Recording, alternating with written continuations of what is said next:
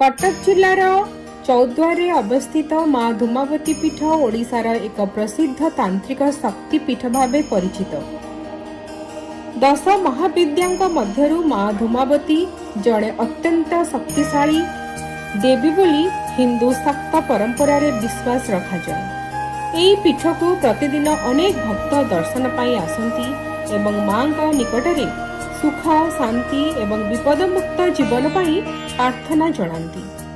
एही पीठर परिवेश शांत एवं आध्यात्मिक भावना रे परिपूर्ण। विशेष तिथि नवरात्रि और अन्यान्य शाक्त पर्व रे एठारे विशेष पूजा यज्ञ एवं होम अनुष्ठित होइथाय। दूर दूरांतररू भक्त माने मां का आशीर्वाद लाभ करिबा पाई एही पीठ को आसंती।